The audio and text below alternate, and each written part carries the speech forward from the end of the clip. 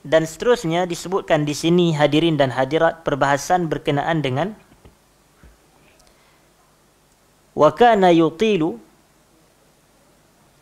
salat as-subhi akthar min sa'iris salawat.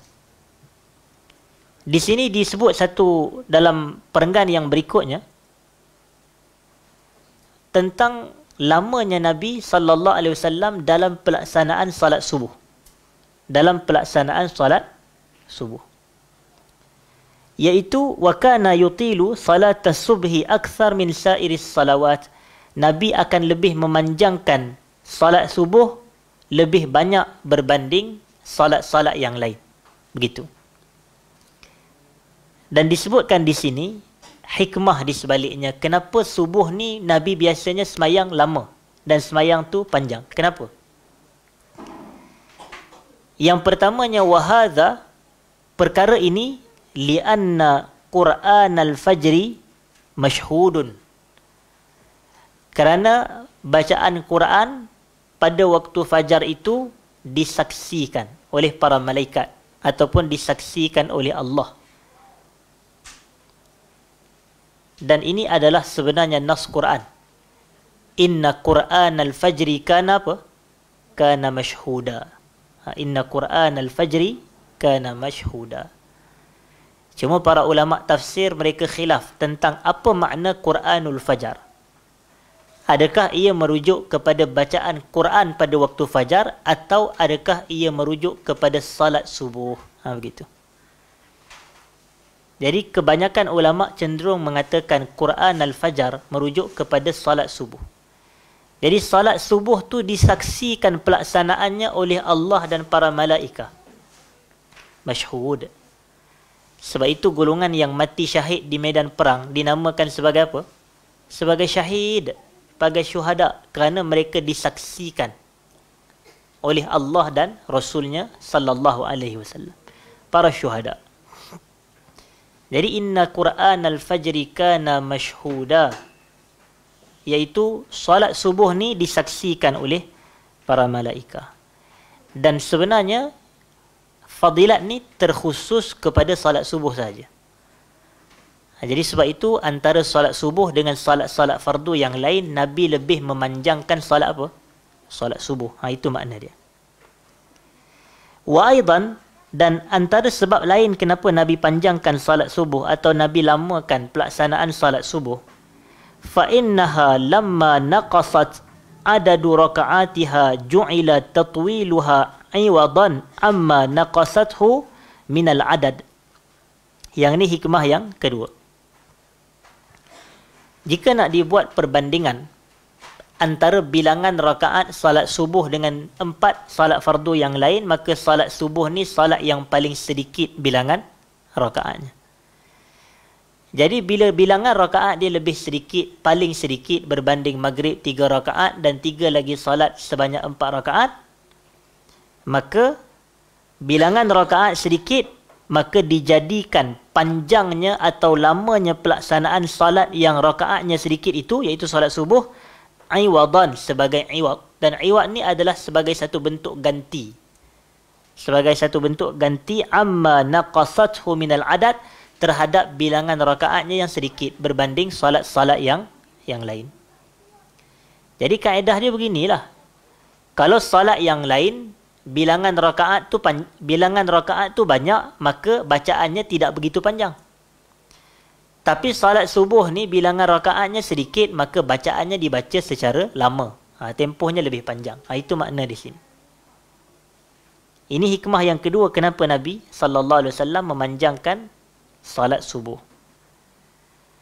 Wa aidan, dan sebab yang lain, fa innaha takunu aqiban naumi wan nasu mustarihun. Selain daripada itu, antara hikmah kenapa ia dipanjangkan adalah kerana ia dilakukan, salat subuh ini dilakukan aqiba an-naum. Dan aqib, apa makna aqib? Sesudah atau selepas. Sebab itu Nabi SAW antara nama lain bagi Nabi adalah ana al-aqib allazi laisa ba'di nabiyyun. Aku adalah yang penyudah, yang terakhir, yang penamat. allazi laisa ba'di nabiyyun, yang mana tidak ada nabi selepas daripadaku. Jadi nama lain bagi nabi adalah al-aqib. Jadi bila kita sebut di sini wa aidan fa innaha takunu aqiban naum, innaha tu kembali kepada salat, iaitu inna salatal fajri, itu maknanya. Takunu aqiban naum, ia dilakukan sesudah apa? Sesudah kita bangun tidur. Itu. Salat lain kita tak lakukan selepas kita bangun tidur. Kecuali bagi orang yang setiap masa tidur lah. Semayang Zuhur pun lepas tidur, semayang Asar pun lepas tidur, semayang Maghrib pun lepas dia tidur. Tidur je kerja dia. Tetapi yang kita maksudkan di sini adalah tidur yang memang semua manusia tidur, iaitu pada waktu malam itu. Ya Allah Ta'ala kata apa? Huwallazi yatawaffakum bil-laili wa ya'lamu ma jarahtum bin-nahar. Dialah Tuhan yang mewafatkan kamu pada waktu malam. Dan wafat di situ, seperti kata Ibnu Katsir, merujuk kepada tidur. Dialah Tuhan yang menidurkan kamu pada waktu malam, kerana semua manusia tidur pada waktu malam. Wa ya'lamu ma jarahtum bin-nahar, dan Allah tahu apa yang kamu buat pada waktu siang. Jadi, solat yang dilakukan pelaksanaannya ini setelah manusia bangun tidur adalah solat subuh. Jadi maknanya bila kita ni bangun tidur, kita dah cukup rehat. Itu makna dia. Bila dah cukup rehat, tak salah untuk kita lama dalam solat subuh. Tapi waktu-waktu yang lain macam Zuhur, kita tengah bekerja, baru lepas kerja. Dan Asar, contohnya kesibukan bekerja. Maghrib, kesibukan menikmati kesesakan jalan raya contoh. Itu bukan nikmat, tu azab. Tetapi maknanya selepas salat aktiviti-aktiviti itu, maka kita pun dirikan salat. Maka dia tak sama dengan situasi kita salat dalam keadaan cukup rehat dah. Lepas bangun tidur, cukup sangat rehat. Dan dikatakan di sini, وَالنَّاسُ مُسْتَرِحُونَ, manusia berada dalam keadaan istirahat. Dalam keadaan istirahat.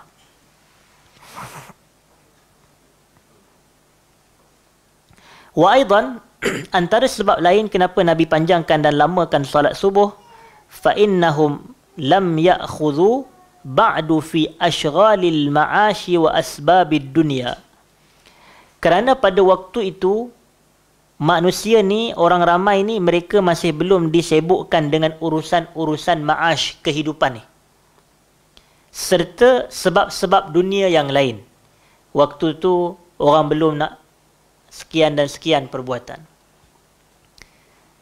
Tetapi di sini ada exception.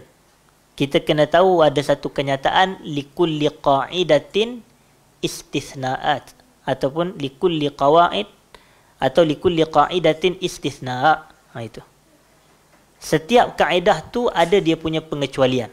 Setiap kaedah ada dia punya pengecualian.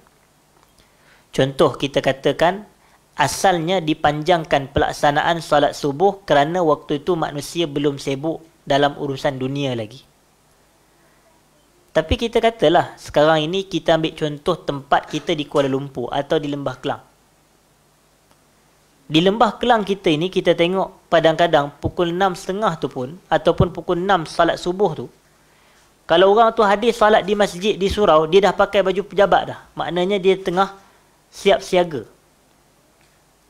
Kerana kita ni, hadirin dan hadirat, bila kita berada di Lembah Kelang, dia tidak sama dengan situasi yang macam kita nak cerita yang manusia tak sibuk dengan urusan dunia lagi ni. Sekarang ni, pukul 6 lebih tu pun, tengok atas jalan raya dah penuh kenderaan. Betul tak? Ambil contoh mudah saya. Pukul 6.30 dah keluar pergi kerja. Jadi kita kata, oh yang ni dia bukan satu situasi. Yang mana 6.30, tiba-tiba 6.30 tu kita tak habis mayang lagi. Oi, susah akan menyukarkan orang yang nak bekerja. Lepas tu jenuhlah jawatan kuasa surau duk kata, kenapa orang tak sembahyang subuh kat masjid ni? Dia marah pula kita. Tapi orang tak sembahyang sebab kadang-kadang pihak imam atau pihak masjid atau pihak surau dia tak meraihkan jemaah. Di sini dia berhajat kepada apa? Dia berhajat kepada fiqh imam, kefahaman imam dalam fiqh. Jadi walaupun Nabi melamakan salat subuh kerana waktu itu orang belum sibuk dengan urusan-urusan dunia mencari rezeki dan seumpamanya, tapi kita tengok kepada masyarakat komuniti kita ini. Kalau duduk di kampung, yang majoritinya adalah memang pensioners saja. Pensioners. Maknanya golongan yang pencen-pencen saja. Maka kita kata tak apalah, orang pencen ni dia tak ada nak cara nak cari duit dah. Dia tak kerja pun dia duduk dapat duit kat rumah tu. Sebab apa? Dapat duit pencen. Jadi sebab itu kita tengok hadirin dan hadirat, dalam hal ini kita katakan perkara ini perlu diperhalusi, tetapi ia amat berhajat kepada fiqh imam. Sebab tu penting untuk kita mengajar kepada imam ni fiqh. Fiqhul imami wal ma'mum. Fiqh imam dan makmum. Ini kena jadi satu topik khas sebenarnya. Sebab semua kita yang ada di depan saya ni, semuanya ada kemungkinan untuk menjadi imam. Hatta muslimat di sebelah saya ni pun sama juga. Dia ada juga ruang untuk dia menjadi imam. Kepada orang perempuan. Orang perempuan boleh menjadi imam salat. Jadi dia kena tahu fiqh tentang hukum hakam imam. Itu yang berikutnya. Dan sebab yang keempat ataupun sebab yang selepas daripada itu, wa aidan fa innaha takunu fi waqtin yuwati'u fihi as-sam'u wal lithanul qalba li faraghihi wa adami tamakkunil ashghali fihi. Selain daripada itu, solat subuh ni dia berlaku pada waktu yang mana yuwati'. Apa makna yuwati'? Kita pernah dengar tak sebuah kitab yang ditulis oleh Imam Malik, namanya apa? Kitab hadis tu. Muwatta'. Kan daripada yuwati'u juga tu, lebih kurang Muwatta'. Dan kata Al-Imam Syafi'i, tidak ada kitab hadis paling sahih selepas Quran kecuali Muwatta' Imam Malik. Kenapa bukan Sahih Bukhari? Kerana waktu Imam Syafi'i sebut tu, Bukhari tak buat lagi pun kitab tu. Itu maksud dia. Kerana Al-Bukhari ni, dia lahir pada tahun 194 Hijrah. Dan Al-Imam Syafi'i, dia wafat pada tahun 204 Hijrah. Jadi ketika Imam Syafi'i wafat, Bukhari ni baru 10 tahun. Ui, hebatlah 10 tahun boleh tulis Sahih Bukhari. Dia belum tulis lagi lah makna dia. Walaupun ada sebahagian orang kita ni 10 tahun dah jadi ulama' dah. Betul tak? Jadi sebab itu kita tengok Al-Bukhari dia waktu itu dia belum tulis lagi Sahih Al-Bukhari. Jadi sebab itu Muwatta' nama dia. Dan Muwatta' ni dia ada kaitan dengan wata'a. Yuwati'. Yuwati' ni maknanya masuk. Itu makna dia masuk. Sebab itu Al-Wat'u adalah persetubuhan. Al-Wat'u adalah persetubuhan. Jadi apa pula kaitannya Muwatta', Al-Wat'u dengan Yuwati'? Dikata di sini, pada waktu subuh, as-sam'u wal lithanu al-qalba. Pendengaran dan pendengaran dan juga lidah ni masuk dalam hati. Itu makna dia. Kerana waktu tu dia lebih, jiwa kita lebih kosong. Jiwa kita lebih tenang. Jadi pendengaran lisan dia boleh masuk ke dalam qalbu. Itu makna dia. Sebab itu dia kata di sini, yuwati'u fihi as-sam'u wal lithanul qalba. Itu. As-sam'u ni pendengaran dan lidah kita, bacaan kita ni akan masuk ke dalam hati. Dan sebagai makmum salat yang salat berjamaah, dua benda dia buat. Dia baca dan dia apa? Dia dengar. Dia wajib juga bacaan dia. Contohnya Fatihah wajib dibaca oleh makmum. Tapi kebanyakannya dia mendengar bacaan imam dalam salat subuh. Jadi pendengaran dia itu masuk ke dalam qalbu. Sebab waktu tu qalbu dia, hati dia tak memikirkan banyak benda. Dia tak sibuk. Jadi mudah nak dimasuki ayat-ayat Quran. Itu antara sebab kenapa Nabi memanjangkan salat subuh. Dia kata li faraghihi, kerana qalbu pada waktu itu sedang faragh, sedang kosong. Wa adami tamakkunil ashghali fih, dan tidak adanya perkara-perkara yang menyibukkan dia ataupun hati itu disibukkan dengan perkara lain. Maka hikmah dia ataupun natijahnya, fayafhamal Qur'ana wa yatadabbarahu. Lalu dia boleh untuk memahami Al-Quran serta tadabbur Quran. Dan kita kena ingat, tujuan paling utama Al-Quran ini diturunkan selain daripada untuk kita membacanya, adalah untuk kita tadabbur Al-Quran. Allah kata Azza wa Jalla, kitabun anzalnahu ilaika mubarak liyadabbaru ayatihi waliyatadzakkara ulul albab.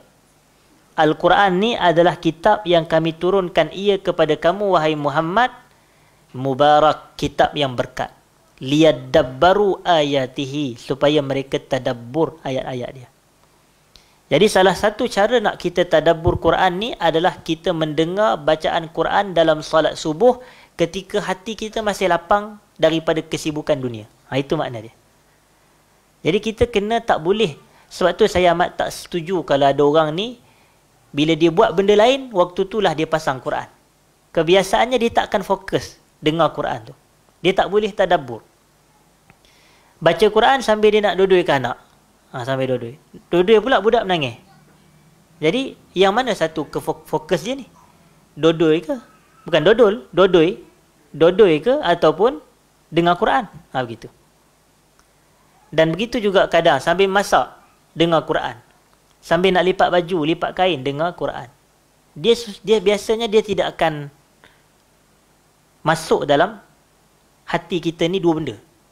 Maksudnya kita jarang boleh buat dua benda dalam satu masa. Itu maksud saya.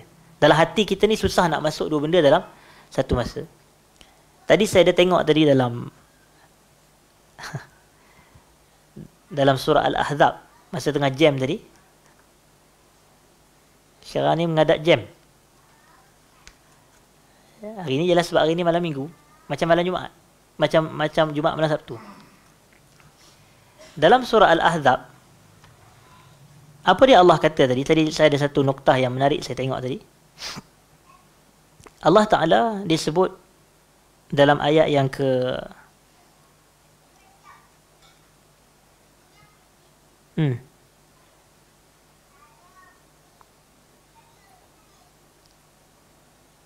dalam ayat yang awal-awal daripada surah ini,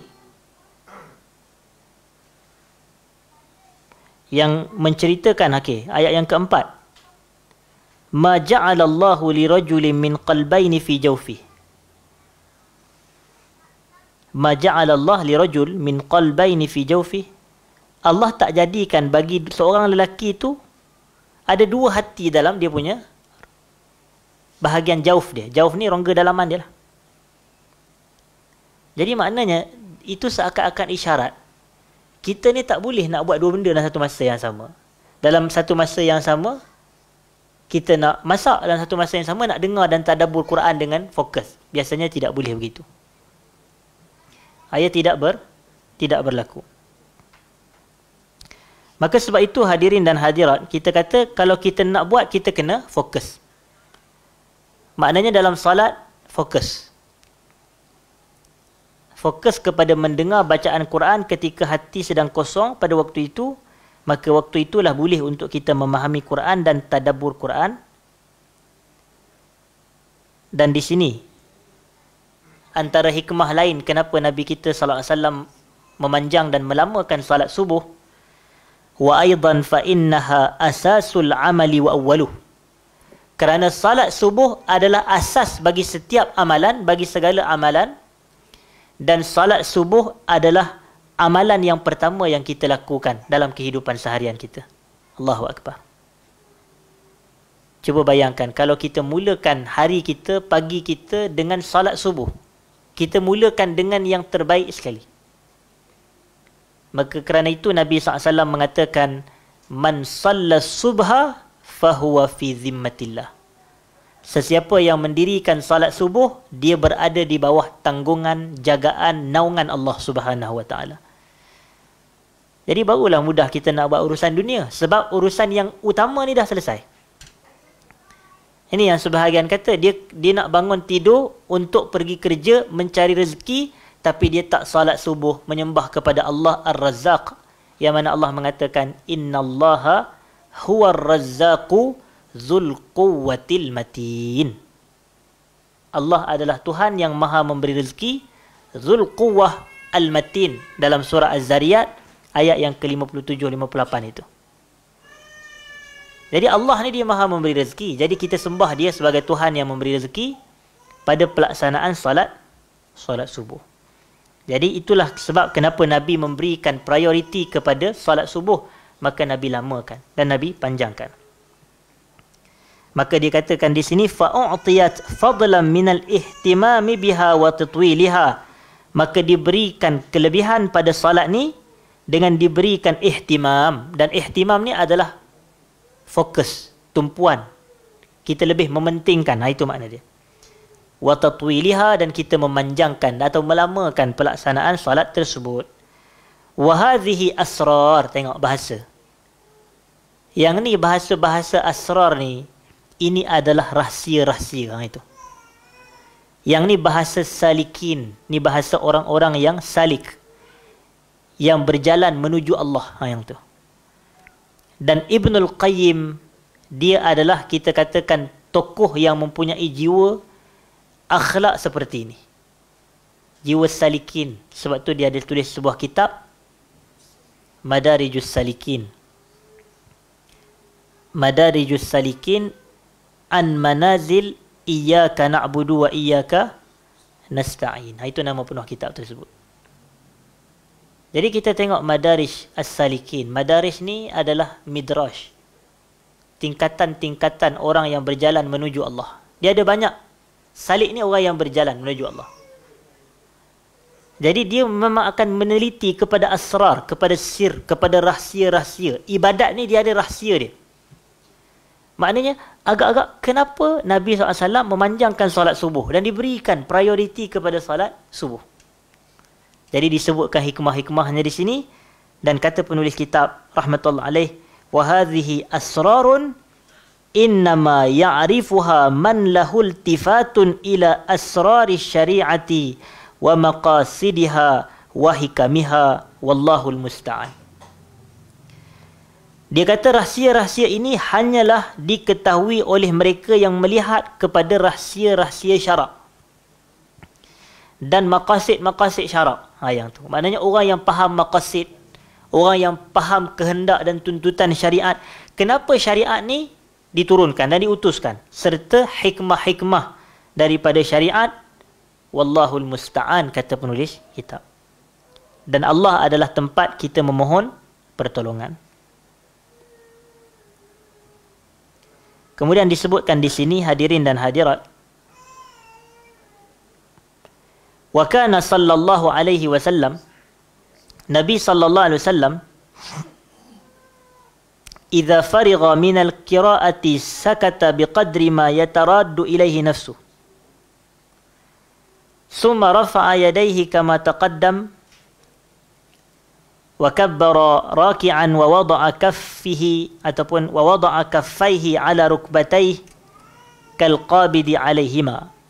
Maknanya selepas daripada Nabi sallallahu alaihi wasallam menyelesaikan bacaan surah ketika berdiri tegak, Nabi mengangkat takbir untuk beralih berpindah ke arah rakaat. Yang tu makna dia di sini. Wa kabbara raki'an, dan Nabi bertakbir untuk rakaat. Dan takbir itu namanya takbir perpindahan. Sebagaimana yang saya pernah sebut di sini, takbir dalam salat hanya ada dua sahaja. Yang pertama wajib, yang selebihnya sunat. Yang wajib adalah takbiratul ihram, yang sunat itu adalah takbir intiqalat, takbir perpindahan itu, daripada satu rukun kepada rukun yang lain. Qiyam, berdiri tegak, adalah rukun. Jadi kita nak berpindah daripada qiyam kepada rakaat, kita melafazkan apa? Allahu Akbar. Kita melafazkan takbir, dan takbir itu sunat, termasuk dalam kategori sunat hai'ah, dan kita pun rakaat. Dan apa yang Nabi buat sallallahu alaihi wasallam, wa wada'a kaffaihi ala rukbatayhi, Nabi meletakkan dua tapak tangannya di atas lutut Nabi. Rukbah ni lutut. Kal qabidi alaihima, sama seperti Nabi menggenggam. Nabi menggenggam. Maknanya ni lutut Nabi, Nabi genggam macam tu. Bukanlah Nabi macam tu tangan. Maknanya straight sahaja, tidak. Tapi Nabi seakan menggenggam kedua lutut Nabi sallallahu alaihi wasallam. Dan ketika itu Nabi dikatakan di sini fanahahuma an jambayhi, maka lutut Nabi itu dijarakkan. Maknanya bukanlah lutut kepit tu ketika rakaat, tapi lutut tu dijarakkan. Dan disebutkan di sini wa basata zahrahu wa maddahu wa'tadal wa lam yansib ra'sahu wa lam yakhfidhu bal yaj'aluhu hiyala zahrihi mu'adilan lahu. Dalam bahasa yang mudah, ketika Nabi rakaat, bahagian belakang Nabi dan juga kepala Nabi adalah selari. Nabi tak angkat kepala Nabi ketika rakaat dan Nabi tak menurunkan kepala Nabi ketika rakaat, tetapi kepala dan bahagian belakang badan adalah dikata di sini mu'adilan lahu. Mu'adilan ni maknanya i'tidal, adalah selari. Adalah selari. Jadi begitulah rakaat Nabi SAW, bahagian belakang dan kepala baginda adalah selari dari sudut kedudukan. Dan di sini kita nak sambung berkenaan dengan apakah yang Nabi SAW baca ketika rakaat. Maknanya qiyam dah selesai dah. Berdiri tegak ni adalah kita dah selesai. Kita nak bicara dan sambungan kita ini adalah berkenaan dengan bacaan ketika rakaat. Wa kana sallallahu alaihi wasallam yaqulu subhana rabbiyal azim. Subhana rabbiyal azim. Terjemahannya, Maha suci Tuhanku yang Maha agung. Maha suci Tuhanku yang Maha agung. Sebahagian kita baca subhana rabbiyal azimi, apa dia? Wa bihamdi. Yang tu. Yang tu pun ada riwayat daripada Nabi sallallahu alaihi wasallam, cuma penulis kitab tak masukkan di sini. Kerana Ibn Al-Qayyim ni dia adalah ulama hadis juga. Maknanya beliau sendiri menghukum ke atas hadis. Itu makna dia. Maknanya ada kalau macam dia kata penambahan kepada matan wa bihamdihi itu mungkin di sisi dia adalah dhaif. Itu makna dia. Jadi dia hanya memasukkan subhana rabbiyal azim sahaja, tetapi tidak penambahan wa bihamdi. Cuma riwayat wa bihamdi ada. Jadi sebab itu kalau kita tengok kenapa dalam kitab-kitab fiqh mazhab Syafi'i, bacaan ketika rakaat dimasukkan subhana rabbiyal azim wa bihamdih kerana ada riwayat. Itu. Kerana ada dalil. Dan jaranglah kita jumpa benda dalam kitab fiqh tak ada dalil. Yang ni jarang kita jumpa. Tak masukkan dalil dalam kitab tak bermakna tak ada dalil. Ada beza tak? Ada beza. Kalau kita tak masukkan dalil dalam ceramah kita, contohnya, tak semestinya dalil tu tak ada. Dalil ada, cuma boleh jadi kita tak ceritakan sebab depend kepada audien. Kalau audien kita budak tadika, contoh kita nak bagi tahu salat ni wajib, perlukah kita sebut berdalilkan firman Allah wa aqimus salah dan cara kita memaham al-amru yufidul wujub mengikut kaedah usul fiqh? Budak tapah pada tak faham, budak tadika. Tapi kalau kita nak cakap sahaja kepada dia salat wajib, okey lah. Tak perlulah kita nak wajah istidlal lah apa dia begitu, cara kita istinbat hukum tu tak perlu ceritalah. Tapi dalil ada tak? Dalil ada. Itu makna dia. Jadi disebutkan di sini subhana rabbiyal azim, maha suci Tuhan yang maha agung.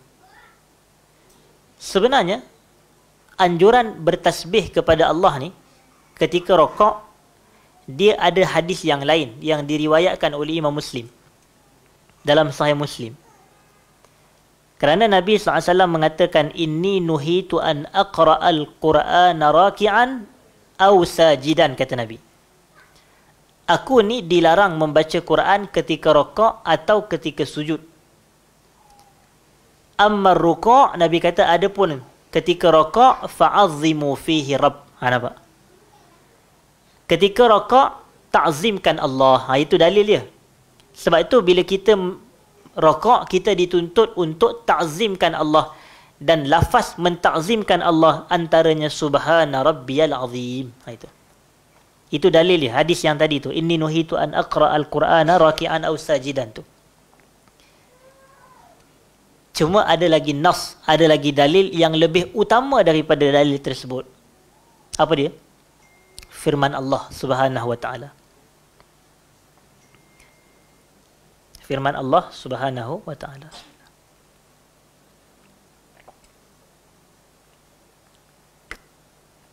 Yang mana Allah Ta'ala mengatakan fasabbih bismi, apa dia? Fasabbih bismi rabbikal azim. Fasabbih bismi rabbikal azim. Surah apa tu? Kita check lah. Fasabbih bismi rabbikal azim. Maka bertasbihlah kepada Tuhanmu yang maha agung. Bila turun je ayat tu, Nabi SAW mengatakan, jadikan ia pada rokok kamu. Itu. Maknanya bila turunnya fasabbih bismi rabbikal azim tu, Nabi SAW mengatakan, jadikan ia, iaitu tasbih ni, pada rokok kamu. Sebab itulah kita ketika rokok kita baca subhana rabbiyal azim. Dan wataratan yaqulu ma'a dhalika aw muqtasiran alaih, dan kadang-kala Nabi membacanya berserta dengan bacaan subhana rabbiyal azim ni, ataupun kadang-kadang Nabi berpada dengan dia sahaja, iaitu dengan lafaz subhanakallahumma rabbana wa bihamdik Allahumma ghafirli. Subhanakallahumma rabbana wa bihamdik Allahumma ghafirli. Dan kata ibunda kita Aisyah radhiyallahu anha, lafaz ini atau bacaan ni adalah bacaan yang paling banyak Nabi SAW baca. Subhanakallahumma rabbana wa bihamdik Allahumma ghafirli. Maha suci kamu ya Allah, wahai Tuhan kami, dan segala puji bagimu, ya Allah, kau ampunkanlah aku. Itu.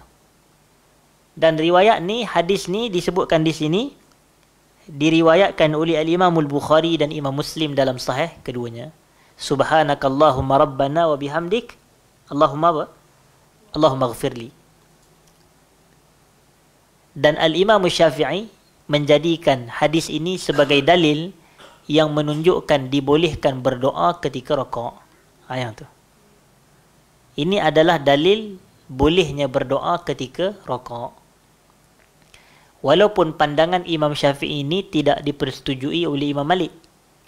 Kerana menurut Imam Malik, rakaat bukan tempat untuk berdoa. Sebaliknya, rakaat adalah tempat untuk kita membesarkan Allah, berdalilkan hadis Nabi SAW yang saya baca tadi, wa ammar ruku'u fa'azzimu fihi rabb. Adapun ketika rakaat, ta'zimkan Allah, besarkan Allah. Dan berdoa dalam salat ni, dia ada tempat dia sendiri. Yang tu. Cuma kita kena jelaslah, isu kita adalah isu boleh ke tak boleh, bukan sunat ke tak sunat. Itu ada beza. Atau bukan wajib ke tak wajib. Jawapannya boleh. Sebagaimana disebut di fatwa oleh Imam Syafi'i. Boleh berdoa kerana Nabi berdoa Allahumma ghafirli ketika apa? Ketika rakaat, dan Allahumma ghafirli adalah doa. Betul tak? Ya Allah, kau ampunkanlah aku. Dan kata Sayyidah Aisyah, inilah yang Nabi paling banyak baca ketika rakaat, ketika sujud. Subhanakallahumma rabbana wa bihamdik Allahumma ghafirli. Wa kana ruku'uhu al-mu'tadu miqdara 10 tasbihat wa sujuduhu kadzalik. Kebiasaan rakaat Nabi berapa lama agak-agak? Tempoh tu, masa tu berapa lama? Maka dikata di sini, kebiasaannya rakaat Nabi dengan kadar bacaan 10 kali tasbih. Maknanya tasbih ni lafaz apa? Subhanallah.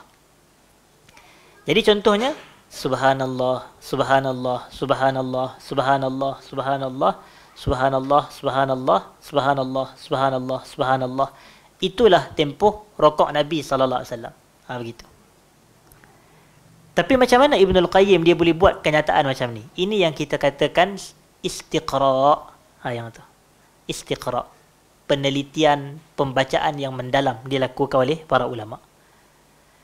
Kadang-kadang bukan semua benda tu perlu dalil yang khusus untuk kita keluarkan satu-satu kenyataan. Tapi kadang-kadang hasil daripada istiqra' para ulama, mereka boleh keluarkan satu-satu kenyataan. Kita ambil contoh. Fatwa daripada Syekh Saleh Al-Munajjid, hafizahullah ta'ala. Saleh apa? Al-Munajjid. Dan Saleh Al-Munajjid ni dia ada buat satu laman web Q&A tu. Apa tah nama dia? Islam QA ke Islam Web? Lebih kurang tu lah kalau tak silap saya. Kalau Islam QA ni kalau tak silap saya yang Habib Alawi Abdul Qadir Saqaf tu. Tapi Saleh Munajjid ni dia ada satu juga laman web dia. Dia buat tentang Q&A, soal jawab. Jadi dia dalam satu kuliah dia, dalam satu ceramah dia di YouTube, dia bagi tahu antara faktor doa ni mustajab adalah syikayatul hal, syikayah al-hal. Apa makna syikayah? Syikayah ni makna dia mengadu, mengadu masalah atau mengadu keadaan diri.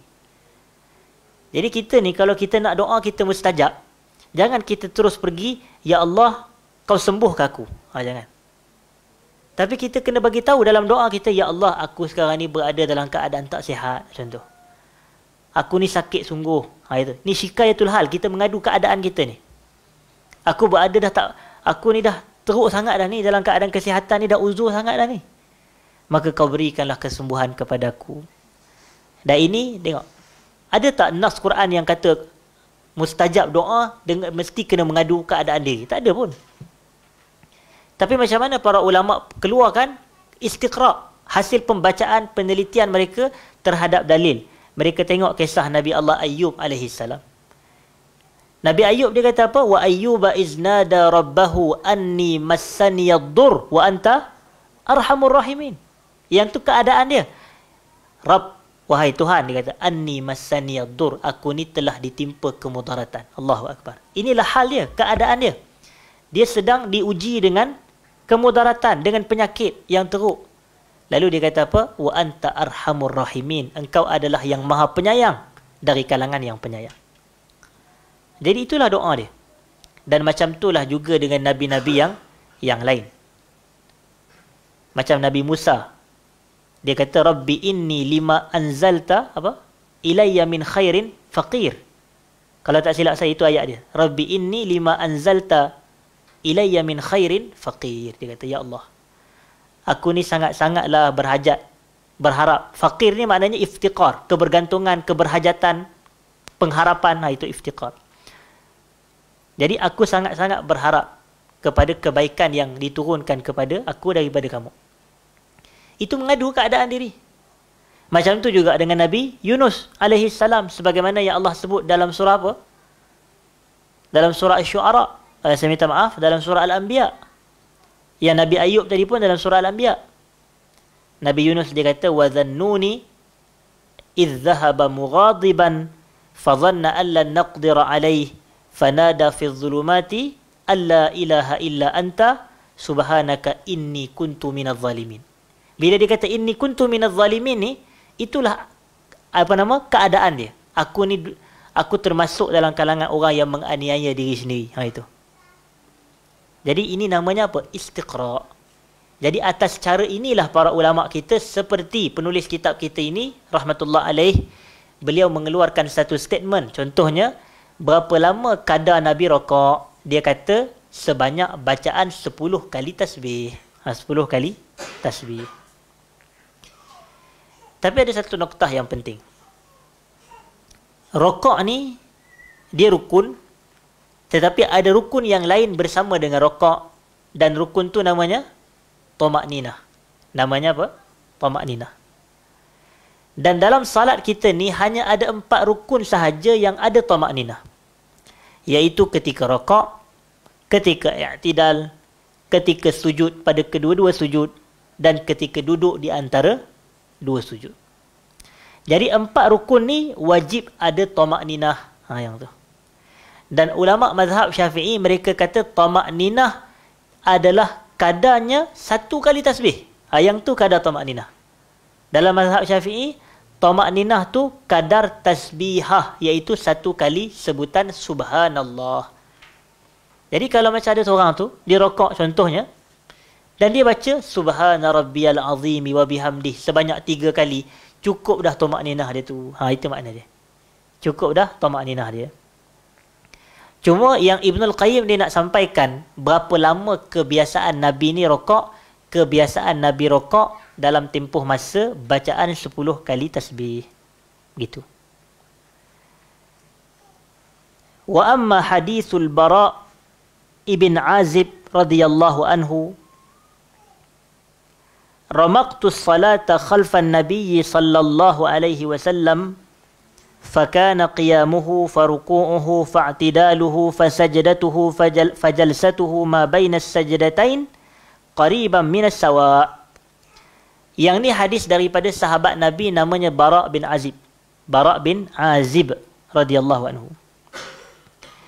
Dia kata dia perhatikan, dia teliti solat Nabi SAW ni, qiyam Nabi, iaitu berdiri tegak Nabi, rokok Nabi, i'tidal Nabi, sujud Nabi, duduk di antara dua sujud Nabi, tempoh masa kesemuanya itu hampir sama sahaja.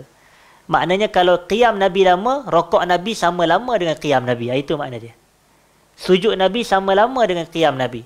Duduk di antara dua sujud sama lama tempohnya. Itu makna riwayat daripada Bara' bin Azib. Cuma dikatakan di sini, yang ni pandangan balas daripada siapa?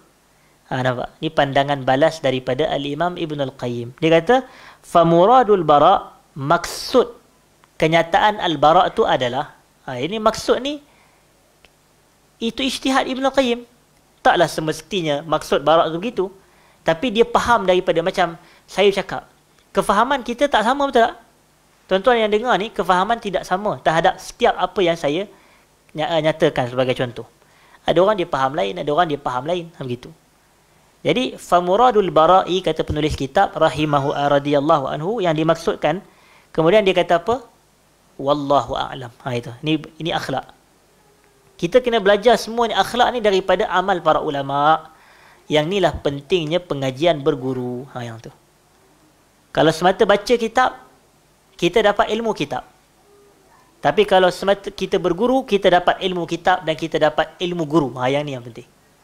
Sebab itulah, kata para ulama', kata guru saya lah, hafizahullah ta'ala, alaika bil aba'i fil ilm. Hendaklah kamu mempunyai bapa dalam menuntut ilmu.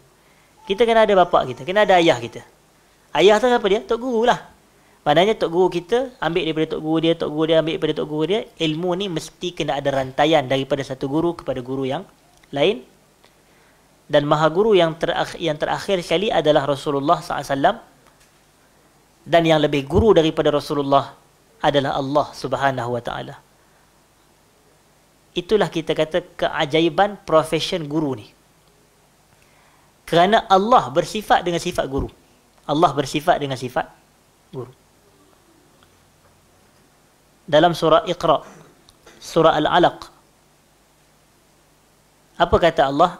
Alladhi apa? Iqra bismi rabbikal ladzi khalaq, khalaqal insana min 'alaq, iqra wa rabbukal akram, alladhi apa? Alladhi 'allama bil qalam. Dialah Tuhan yang mengajarkan ilmu dengan mata pena. Sifat tu, 'allama, Allah mengajarkan ilmu. Dan dalam surah Al-Baqarah, Allah kata, وَعَلَّمَ آدَمَ الْأَسْمَاءَ كُلَّهَا ثُمَّ أَرَضَهُمْ عَلَى الْمَلَائِكَةِ فَقَالَ أَنْبِئُونِي بِأَسْمَاءِ هَؤُلَاءِ إِنْ كُنْتُمْ صَادِقِينَ. قالوا apa? قالوا سُبْحَانَكَ لَا عِلْمَ لَنَا إِلَّا مَا عَلَّمْتَنَا إِنَّكَ أَنْتَ الْعَلِيمُ الْحَكِيمُ. Tengok, إِنَّكَ أَنْتَ apa? Al-Alim. Dan ayat tu dimulakan, وَعَلَّمَ آدَمَ الْأَسْمَاءَ كُلَّهَا. Allah ajarkan Nabi Adam nama-nama seluruhnya. Nampak? Siapa yang ajar Nabi Adam? Allah. Allah ni guru. Dalam surah Al-Kahfi, ketika mencerita berkenaan dengan abdam min ibadina atainahu rahmatan min indina, sambungannya, wa'allamnahu min ladunna ilma. Jadi Allah ni cerita tentang Nabi Khadir ini alaihi salam, saya minta maaf, cerita tentang Nabi Musa alaihi salam, dan juga pembantu dia yang bernama apa? Yusha' bin Nun radhiyallahu anhu. Mereka berdua ni pergilah bermusafir nak pergi mencari Nabi Khadir alaihi salam. Kalau dalam Sahih Al-Bukhari dia sebut Khadir, dia sebut Khadir. Kha tu baris atas.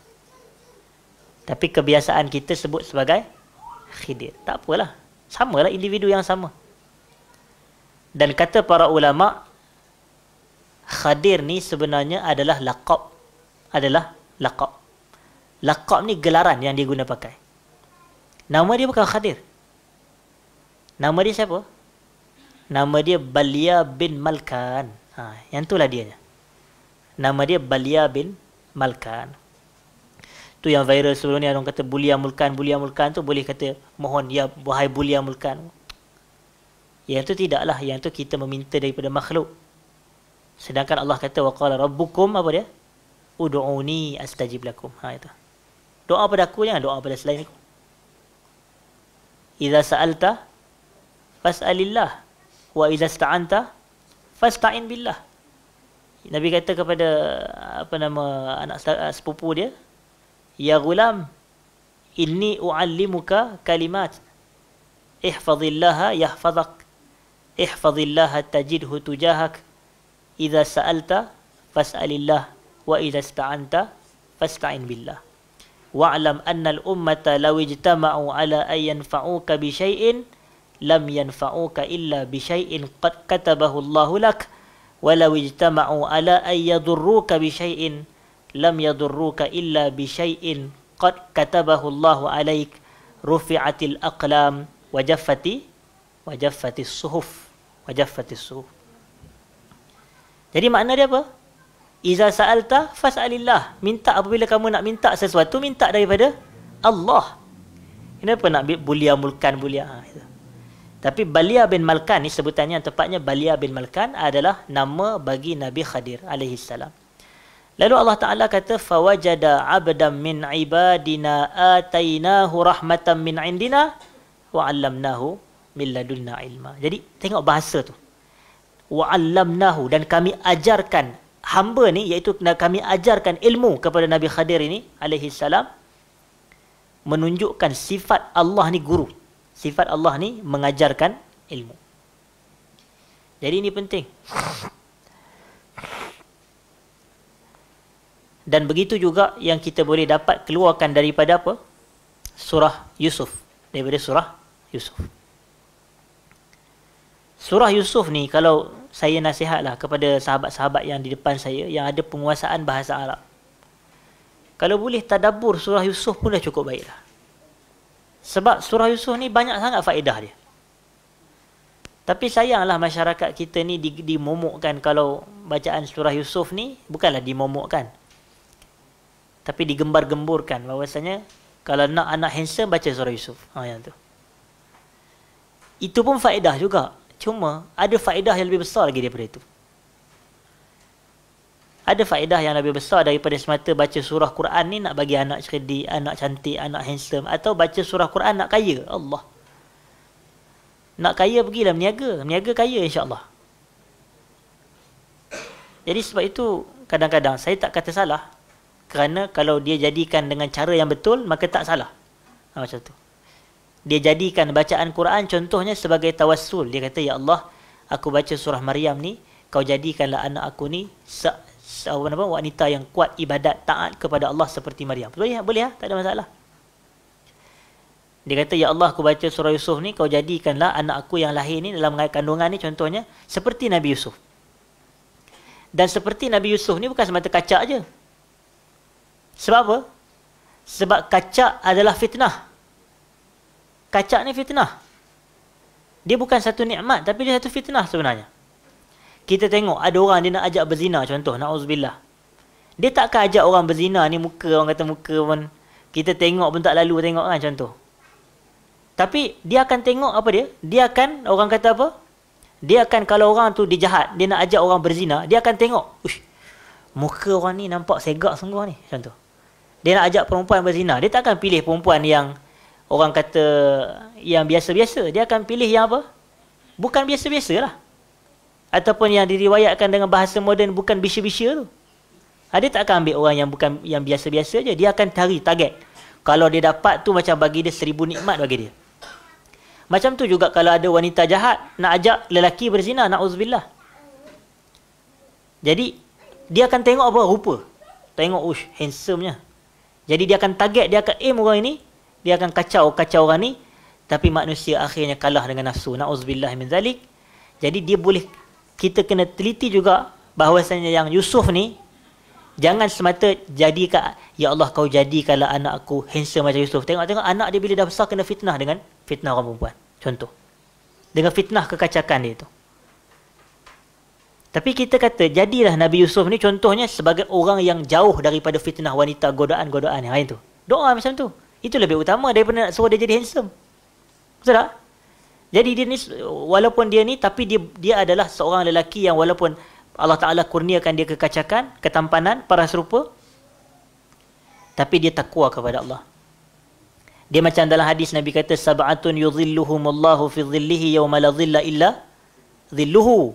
Antaranya adalah wa rajulun da'athum ra'ah zata mansabin wa jamalin faqala inni apa? Inni akhafullah. Dia kata, inni akhafullah. Aku takut pada Allah. Seorang lelaki yang mana ada seorang wanita yang zata mansab, mempunyai kedudukan, pangkat, jawatan tinggi. Wa jamal, dan wanita ni dahlah kaya, cantik pula. Allahu Akbar. Dia ajak lelaki ni untuk berzina, tapi lelaki ni dia balas ajakan tu dengan apa? Inni akhafullah.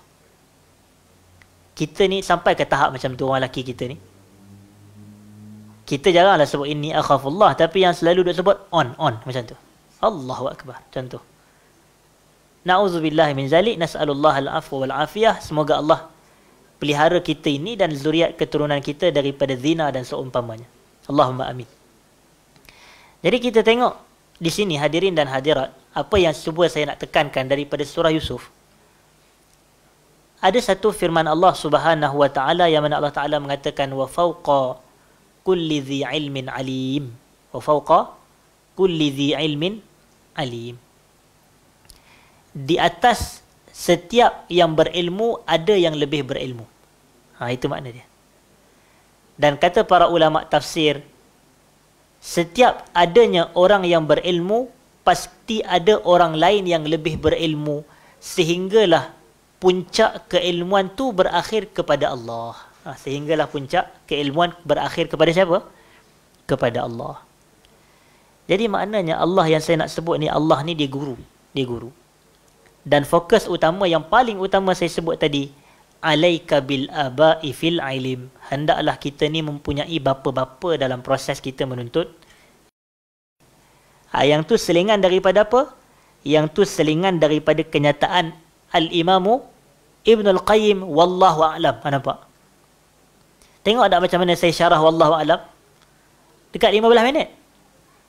Itu orang kata, kadang-kadang majlis saya ni lama. Tapi tak apalah, sebab faedah. Kita kena keluarkan segala faedah yang kita ada, sama ada menerusi lisan ataupun penulisan ataupun apa sahaja medium dan platform yang tu. Sebab kita tak tahu siapa yang akan mengambil manfaat. Macam contoh kan, saya tak kata yang dengar kuliah saya pada malam ni tuan-tuan je, tapi ada yang dengar online, ada yang dia bukan dengar secara live ataupun secara langsung sekarang ni, tapi malam ni nanti dia dengar sebelum tidur. Sebab tu saya kena jadikan suara saya macam suara bedtime story tu, supaya nak mudah korang tidur. Malam ni lagi ada orang dengar. Jadi sebab itu kita tengok ada lagi yang ambil manfaat selepas daripada ini, sebab ada masuk dalam YouTube. Betul tak? Kalau tak silap saya, ada dalam YouTube pun ada. Ataupun tak ada di YouTube pun, kekal di Facebook Baitul Salam kita ini, ataupun di PMT punya Facebook, ada tak? Contoh gitu. Jadi bila kekal, yang ambil benefit ni kita tak tahu. Jadi kita kena sebut apa sahaja faedah, apa sahaja manfaat. Dan ini juga saya ajar kepada siapa sahaja yang saya jumpa, macam tu juga dengan penulisan.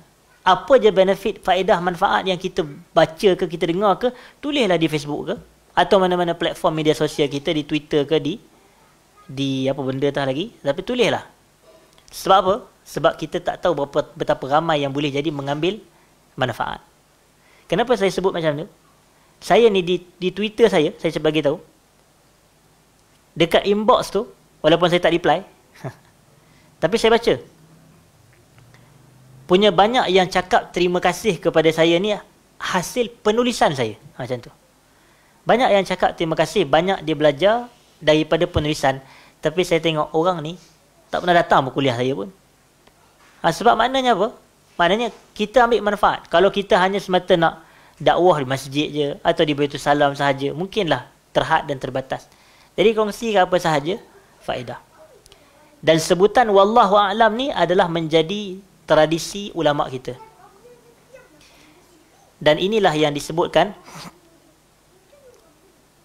biasa kita dengar kisah Imam Malik. Ni saya nak jadikan sebagai penutup. Sebab malam cuti ni tak boleh lama-lama. Jadi saya nak jadikan sebagai penutup kisah Imam Malik yang ditanyakan lebih daripada 40 soalan. Biasa dengar tak? Imam Malik ditanya lebih daripada 40 soalan. Kemudian dia hanya menjawab beberapa soalan sahaja. Tak sampai pun 10 kot, kalau saya tak silap. Dan selebih daripada itu dia jawab wallahu a'lam ke, ataupun dia jawab la adri. Itu. Aku tak tahu. Dia kata la adri. Aku tak tahu. Dan ini adab dan ini akhlak para ulama kita. Kalau tak tahu, cakap tak tahu.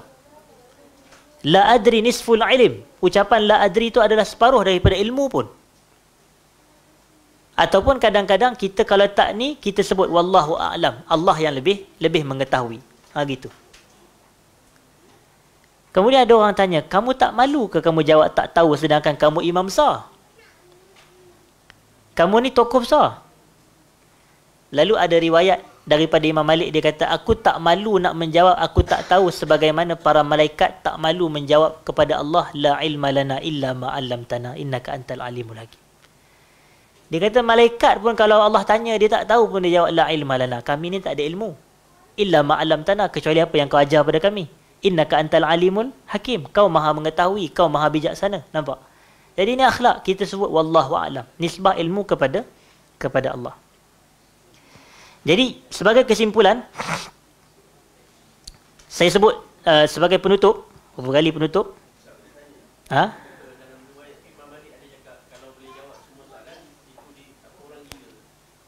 Yang tu saya tak pasti. Tapi salah satu daripada lafaz adalah yang saya sebut tadi.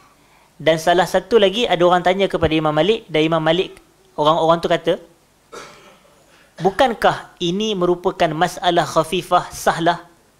Soalan yang ditanya kepada kamu ni, bukankah dia masalah yang khafifah? Khafifah ni ringan. Sahlah apa salah? Salah mudah. Benda ni benda simple, benda mudah. Kenapa kamu tak boleh jawab? Dan ada riwayat daripada Imam Malik, dia kata, laisa fil ilmi syai'un khafif. Tidak ada dalam ilmu ni yang mudah. Al-ilmu kulluhu saqil. Ilmu ni semuanya berat. Lalu Imam Malik dia membaca firman Allah, inna sanulqi alaika qawlan thaqila. Nampak? Kami membacakan, menurunkan, menyampaikan kepada kamu wahai Muhammad ucapan yang berat. Maknanya ilmu ni berat. Ucapan tu sebenarnya Quran lah. Tapi Quran ni adalah sumber ilmu, gedung ilmu.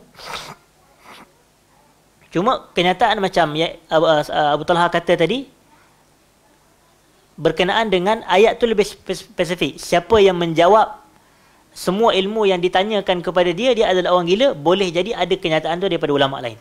Tapi saya tak pasti adakah Imam Malik yang sebut. Cuma banyaknya kenyataan-kenyataan macam ni, saya boleh sebut satu sumber. Iaitu kitab Sifatul Mufti wal Mustafti. Itu. Kitab Sifatul Mufti wal Mustafti. Kata-kata Imam Malik tadi, kisah yang saya cerita tadi, semua ada dalam kitab tu.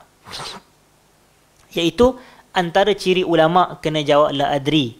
Antara ciri ulama' kena jawab wallahu a'lam. Macam tu. Dan Sifatul Mufti wal Mustafti itu ditulis oleh Al-Imam Ibnu Hamdan Al-Harrani rahimahullah. Ulama' daripada Harran, daripada negara apa? Negara Syria. Negara Syria. Macam lebih kurang dengan Ibn Taymiyah. Ibn Taymiyah ke Al-Harrani. Abul Abbas Ahmad Ibnu Abdul Halim Ibnu Abdis Salam Ibn Taymiyah Al-Harrani rahimahullah. Itu nama dia, nama penuh dia. Rahmatullah alaih. Jadi berbalik kepada di sini, dia kata salat Nabi ni keseluruhannya adalah mu'tadilah. Yang tu. Mu'tadilah ni maknanya selari. Bukannya mu'tazilah, mu'tadilah. Contoh, dia kata apa? Fakana idza atala al-qiyam atala ruku'. Kalau Nabi lamakan berdiri tegak, Nabi akan lamakan juga rukuk. Maknanya selari lah. Itu makna dia. Atala ruku' awas sujud. Kalau Nabi lama dalam qiyam berdiri tegak, Nabi biasanya akan lama juga ketika rukuk, ketika sujud. Wa idza khaffafa al-qiyama khaffafa ar-ruku' wa sujud. Tapi kalau Nabi ringkaskan berdiri tegak, maknanya Nabi singkatkan, maknanya Nabi baca tak lamalah dalam qiyam. Maka biasanya rukuk dan sujud pun akan ikut pendek juga, sekejap juga, ringkas juga dan singkat juga. Wa taratan yaj'alu ar-ruku' was sujud biqadri al-qiyam. Kadang-kadang Nabi menjadikan rukuk dan sujud tu sama lama dengan berdiri tegak. Walakin kana yaf'alu dhalika ahyanan fi salatil laili wahdaha. Tapi kadang-kadang Nabi buat macam tu hanyalah ketika solat malam sahaja. Iaitu Nabi melamakan, Nabi menjadikan rukuk dan sujud dengan tempoh lama selama qiyam Nabi SAW. Wa fa'aluhu aidan qariban. Bukan wafa'aluhu ni. Wafa'luhu aidan qariban min dhalika fi salatil kusuf. Isu salat malam ni lebih kurang sama pengamalan Nabi dengan salat gerhana. Yang tu. Salat gerhana Nabi pun lama juga. Maknanya bila Nabi lama qiyam, Nabi lama dalam rukuk dan sujud. Begitu makna dia. Kerana kita pernah tengok salat Nabi SAW macam mana lamanya dalam salat kusuf. Dan kusuf ni kebiasaannya merujuk kepada salat gerhana matahari. Dia salat khusuf dan salat kusuf. Khusuf tu adalah gerhana bulan dan kusuf adalah gerhana matahari.